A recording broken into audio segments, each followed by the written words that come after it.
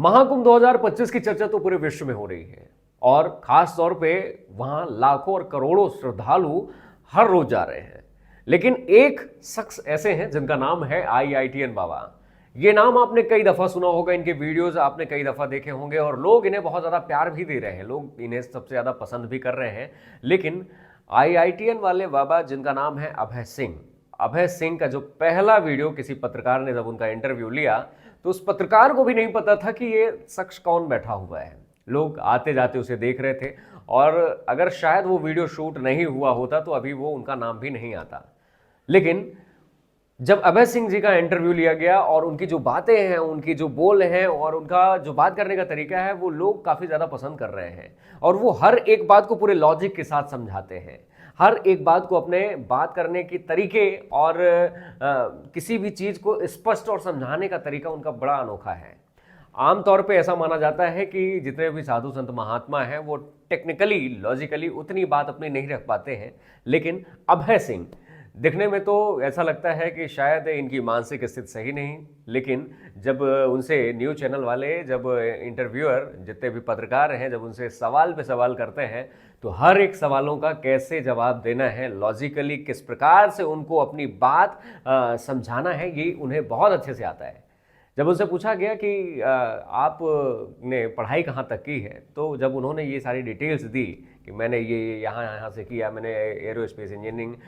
पढ़ाई की, उसके बाद मैंने फोटोग्राफी का मेरा शौक था तो मैंने वो भी किया। कनाडा पे मैं अच्छा खासा पैकेज मिला था, 3 लाख रुपए महीना, यानी साल के 36 लाख रुपए होते हैं, जो कि आमतौर पे अगर किसी को भी मिलेगा तो वो नहीं छोड़ेगा। लेकिन उसके बावजूद सारी चीज़ों का त्याग करके एक साधु सन्यासी का भेष धारण करके महाकुंभ पर आ जाना अपने आप में एक बहुत बड़ी बात होती है। और अभय सिंह जैसे न जाने बहुत सारे लोग ऐसे हैं जो कि बहुत ज़्यादा उनके वीडियोस भी पसंद करते हैं, उनके बात करने के तरीकों को भी पसंद करते हैं। लेकिन वहीं कुछ ऐसे साधु महात्मा हैं जो कि उन्हें मानसिक रूप से कमज़ोर समझते हैं, यानी उन्हें पागल समझते हैं कि पागल है ये बाबा। लेकिन आज चाहे आप हो, चाहे मैं हूं या फिर कोई भी लोग हो, ज़्यादातर लोग उनके वीडियोस डेली देखना ज़्यादा पसंद करते हैं, उनकी बातों को सुनना लोग ज़्यादा पसंद करते हैं। और वो वजह कुछ इस प्रकार से है कि जब वो अपनी बात को रखते हैं, किसी सवाल के जवाब के रूप में जब वो अपनी बात रखते हैं तो निश्चित रूप से वो एक पढ़ा लिखा इंसान ही रख पाता है। और इससे ये सिद्ध होता है कि वो काफ़ी पढ़े लिखे हैं। जैसा कि उन्होंने बताया कि वो IIT में पढ़े हुए हैं, तो उनकी बातों से भी झलकता है। लेकिन जब हम बात करते हैं उनके माता पिता की, कोई भी अगर पत्रकार उनसे बात करता है उनके माता पिता की, तो सीधे वो भड़क जाते हैं। अब एक बात ये निकल के आती है कि बहुत सारे साधु संत महात्मा जो इस वक्त महाकुंभ में हैं, उनके जो भी बोले गए शब्द हैं अगर वो सुनते हैं तो इस वजह से विरोध जताते हैं कि इस दुनिया में अगर कोई भगवान है तो सबसे पहले हमारे भगवान है माता पिता। हम अपने माता पिता का आदर सम्मान और उनकी जीवन भर सेवा करने चाहिए। लेकिन वहीं अगर IIT अभय सिंह वाले बाबा की बात की जाए तो और सब मैटरों पे तो वो अच्छा बोल लेते हैं, लेकिन जब बात अगर उनसे की जाती है उनके माता पिता पर तो काफ़ी नाराजगी भरे शब्द उनके मुंह से निकलने लगते हैं, काफ़ी निराशाजनक शब्द उनके मुंह से निकलने लगते हैं कि मेरे माता पिता, मतलब मैं उन्हें पसंद ही नहीं करता हूँ, उनको भुगतना पड़ेगा, उनका फल जो है वो उन्हें मिलेगा, मैं उनको बताऊँगा, वो मतलब ऐसा वैसे तमाम सारी बातें वो करते हैं। और इसी बात को लेके जूना अखाड़ा ने कहा है कि एक साधु या सन्यासी का जो रूप धारण करता है, कोई भी ऐसी बातें नहीं करता है अपने माता और पिता के सम्मान में, और अगर ये करते हैं तो इन्हें यहाँ से निकाल दिया गया है। हालांकि उन्होंने वहाँ से कोई दीक्षा नहीं ली थी और ऐसा कहा भी जाता है, ऐसा माना भी जाता है, ऐसा उन्होंने खुद बताया है कि मैंने वहाँ दीक्षा नहीं ली थी, मैं वहाँ केवल आश्रय के लिए गया था, मैं वहाँ रुकने के लिए गया था, कुछ दिनों तक रुका, वो भी टेंट के बाहर रुका। और जब ये चर्चा में आ गए ये बाबा अभय सिंह तो उनको वहाँ से निकाल दिया गया। मतलब उनका ये कहना कि जब उनसे पत्रकार ने पूछा कि आपको वहाँ से निकाल दिया गया है जूना अखाड़ा से, तो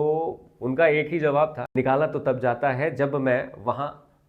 गया होता, मैं वहाँ गया ही नहीं, मैं तो आश्रय के लिए गया था, बाहर बैठा था, मैंने वहाँ दीक्षा ही नहीं ली है, तो निकालने का कोई सवाल ही नहीं बनता है। और जब एक बार फिर से उनसे बात की गई कि आप अभी बीच में कुछ दिनों के लिए गायब हो गए थे, तो कहाँ चले गए थे आप भाग कर, तो उन्होंने बताया कि नहीं, मैं गया कहीं नहीं था, बस भ्रमण कर रहा था, मुझे एक जगह नहीं रहना है, मुझे स्थायी नहीं रहना है, मुझे चारों ओर का भ्रमण करना है और मैं हर रोज हर दिन कुछ ना कुछ अपने जो अनुभव हैं वो मैं लोगों को शेयर भी करता हूं और बहुत सारी चीज़ों का मैं अनुभव ले रहा हूं कि किस प्रकार से, जैसे मैंने अपने जीवन में